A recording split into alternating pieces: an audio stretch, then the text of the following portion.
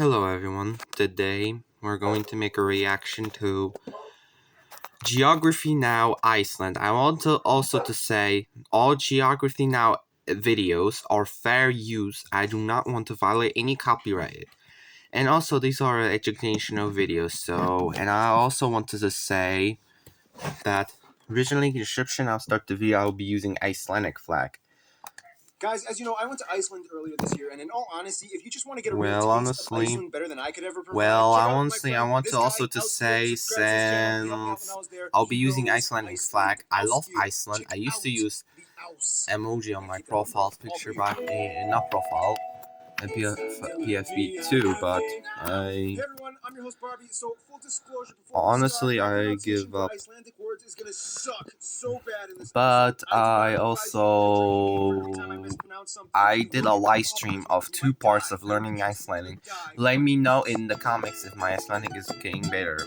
Iceland! Just the name invokes an obvious clue about where it is geographically. First of all, the country is Okay, located I at the see. confluence of the Atlantic and Arctic Oceans east of Greenland and just south of the Arctic Circle. Let's The see. country is divided into 6 constituencies, 3 big ones, and 3 of which are confusing because they basically just split up the most populous areas in the west. Reykjavik is the capital and the northernmost capital in the world, which is split into 2 constituencies, north and south, whereas the southwest constituency is divided into 4 non-contiguous exclaves, but they still act as one constituency, not 4. So it's 6 small separate entities that act as 3 constituencies. Northeast, and south. No. Great! This was done to help with the imbalance of the sparsely populated outer regions with voting, since about a third of the entire country is located in the Reykjavik metropolitan area. Nonetheless, most of the country still refers to areas being located in the traditional 8 region zones, which are divided like this. The country has many domestic airports, but the one large-scale international airport is Keflavik International, and the next 2 busiest ones are Reykjavik and Akureyri. Reykjavik and Akureyri are domestic airports except for seasonal service to Greenland internationally. Iceland's domain is mostly encompassed around the main island, however they do own some smaller islands and archipelagos off their coasts, the most populated ones being Heimaey, Hrísey, and Grímsey, and some in the south, like the newest island that just popped up in the 60s, Surtsey, which is off limits to anyone except permitted scientists who study it. Otherwise, Iceland may be rugged, but the islanders sure have paved a way for you to see it all. The Ring Road. This guide takes you all around the entire country, and depending on how much time you want to stop and see the sights, it could take you anywhere between 4-ish to 7 days to complete. Hey Brandon, you went on the Ring Road, right? Yeah. How long did it take you? About 9 days. Okay, maybe my facts were wrong. Otherwise, some top notable man-made sites and landmarks might include the National Gallery, the Viking World Museum, the stone carvings of Paul Guðmundsson, the U.S. Navy D-3 plane wreckage site, the Viking Village, the Sea Monster Museum, pretty much all of Akureyri, the Whale Museum, Design Center. All over the countryside, you can find turf houses with grass on their roofs, the country's iconic landmark and beautifully constructed icicle-shaped church, Now, as interesting as those man-made sites and landmarks may be, they pale in comparison to what the actual land has to offer. Let's jump into the fire and ice. Alright, let me just put it this way. Iceland doesn't need an amusement park or roller coasters because the entire island is just like a wonderland in itself. First of all, Iceland is the 18th largest island in the world and the 2nd largest in all of Europe. The entire country lies transected on the mid-Atlantic range, which divides the North American tectonic plate with the Well, I'm not sure if it's bigger than Bulgaria, maybe, but the land area will be similar. With the largest natural lake, Thingvellir. The land splits open, and you can literally walk from Eurasia to North America. Underneath the waters, you can get even closer to the divide at the Silfra, that was easy, known as the clearest water diving spot in the world, where visibility can go up to 100 meters. Over 80% of the country is mountainous, with the tallest point, Hvannadalshnúkur. 11% of the country is covered with 6 main glaciers, the largest one in the southeast, Vatnajökull, and the smallest one, which just erupted in 2010, Eyjafjallajökull. With hundreds of volcanoes and about 30 of them are consistently active, as the longest river, the Fjórsá, meanders through the deep central Hofsjökull glacier to the ocean. So basically, the entire island is geothermal. Everywhere you go, chances are you can probably find a natural hot spring hidden somewhere in the remote wilderness. Not only that, but Iceland also harbors and capitalizes off of this unique valuable resource as much as possible. When the first Vikings came in, they were like, wow, it is cold in here. I mean, I knew Norway was chilly, but dang! Is there anything here we can use to not, like, freeze to death? Yeah, they killed a lot of sheep and made more wool clothing, but then eventually they found out how to generate power with the hot springs. Geothermal energy provides about a quarter of the country's power alone, and the rest is mostly hydroelectric from dams and renewable sources. Nonetheless, only about 1% of their land is arable, mostly confined to the south lowlands where root vegetables and kale and cabbage and cauliflower are grown, alongside numerous geothermal heated greenhouses that harvest warm climate produce like tomatoes, cucumbers, and yes, even bananas, making Iceland the northernmost banana producing country in the world. Of course, the country also hosts a unique variety of Arctic wildlife like puffins, foxes, seals, narwhals, and the national animals, the griff falcon, and the famous highly accredited Icelandic horses. By the way, yes, it's true, Iceland is the only country with no mosquitoes. However, they do have two species of midges.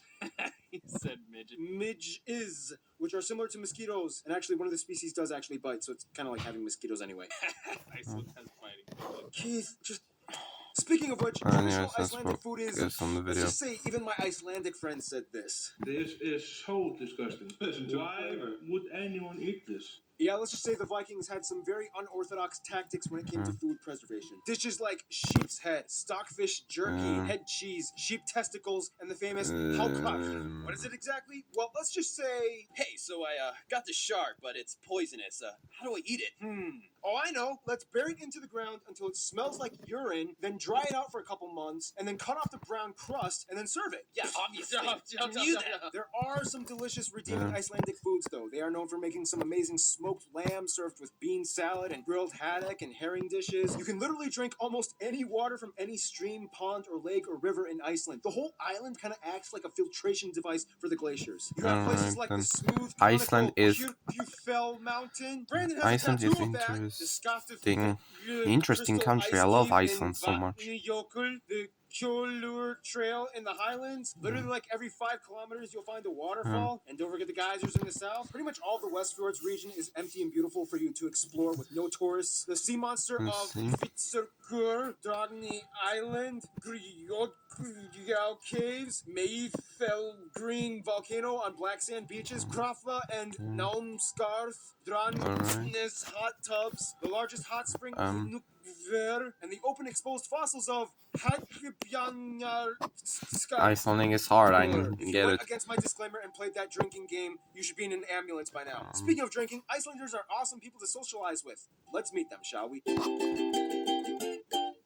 Now, if the Nordics were a family, Iceland would be like the little brother that got lost at sea from a shipwreck, got stranded on an island, and became a wild man. First of all, Iceland has a population of about 335,000 people and is the most sparsely populated country in Europe. About 92% of the country identifies as ethnically Icelandic, about 4% are Polish, and the remainder are other immigrants from all over, mostly Nordic, West European, and a few Asians mixed in as well. They also use the Icelandic kroner as their currency, they use the Type C plug outlet, and they drive on the right side of the road. Now, being Icelandic is actually very unique genetically in contrast to the rest of their Nordic cousins. Basically, way back yeehaw, the Vikings were like, hey, we're sick of Norway. Let's make a new home. Oh, but wait. We need women. But most of the Norwegian women were like, So they made a quick stop to the British Isles and kidnapped a bunch of Irish and Celtic women and brought them over. About 70% of all their women, that is. To this day, a typical Icelander actually has a portion of Irish or Celtic roots in their blood. Now, obviously, if you are one of the few lucky people that hasn't ended up in an ambulance yet, you'll notice that the Icelandic language is incredibly unique, often touted as one of the hardest languages in the world to learn. I mean, half the time the letters make no sense. F can make a V or a P sound. Sometimes P and a T make a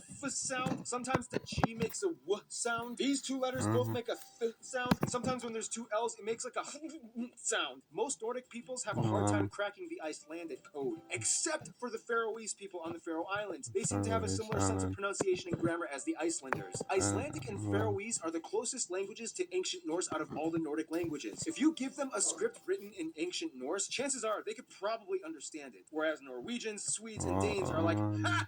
Nope. Now, because of its small population, Icelandic culture is very communal. Chances are everybody either knows each other or they know somebody who knows another person. Therefore, an ingrained sense of trust kind of roots itself in the mindsets of most people. This is why Iceland has one of the lowest crime rates in the entire world, sometimes topping off at number 1. And also, as of 2014, they were elected the world's most peaceful country according to the Global Peace Index. And by the way, in Iceland, nobody technically has a surname. They just adopt the last name dependent on their father's first name, and they just add son or dotter after it. So, for example, a man named Alex with a father named, I don't know, Bjarki would be named Alex Bjarki's or if it was a woman, her last name would be Bjarkidóttir. Sorry, Bjarki, you just popped in my head. You rock, man. Hope you're doing well. Icelanders are thrill seekers. They live in an extreme landscape, so they make the best of it, and they will ski, Iceland paraglide, is a very rappel, interesting skate, country, dive, not jump, gonna or lie. experience anything that gives them adrenaline. Well, Some of the top honestly, notable Icelandic people might include founders of Iceland, Ingólfur Arnarson and his wife Hedvig, and brother Kjorleif, Leif Erikson, the first president Svein Björnsson, musicians Sigur Rós of Monsters and Men, Emiliana Torini, Mum, Gus Gus, of course the most famous resident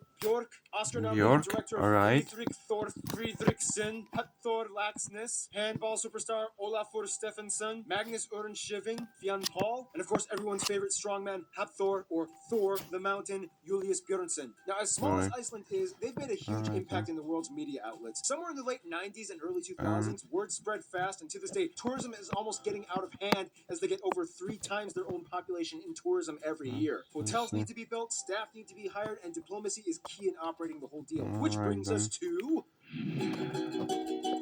Friend zone. Let's learn now, about Iceland has a friends. problem. A good problem. Too many people like him now, and it's all happening too fast. First of all, Iceland has always had good ties to the USA and Canada. The US was the first to recognize Iceland as a state after independence, and both countries not only give some of the biggest business, but also house the largest communities of Icelanders outside of Iceland. Finland is like the mysterious, cool new rebel friend that they just made. They enjoy both being outsiders because although they are both Nordic, they are not considered Scandinavian. When it comes to humor, they totally get each other and click instantly with dry, semi-dark undertone jokes. Sweden is like the older brother that they love, but is too busy working on his flowcharts to hang out with. Denmark is close, although Danes practically have no idea what skiing is, considering their flat landscape. Most Icelanders learn Danish in school first before they learn English, even though they think it's pretty useless. When it comes to their best friends, most Icelanders I've talked to have said Norway and the Faroe Islands. As mentioned before, Icelanders have historical roots Norway to has Norway, similar and the two facts to have very Norway. close relations, especially since they both can relate to being subjugated under the Danes at one point in time. The Faroe Islands are like their weird cousins that totally get them and love to hang out with. It's a magical moment when an Icelander meets a Faroese person. In conclusion, Iceland is a land where cold meets hot, old meets new, small yet big, horrible fermented shark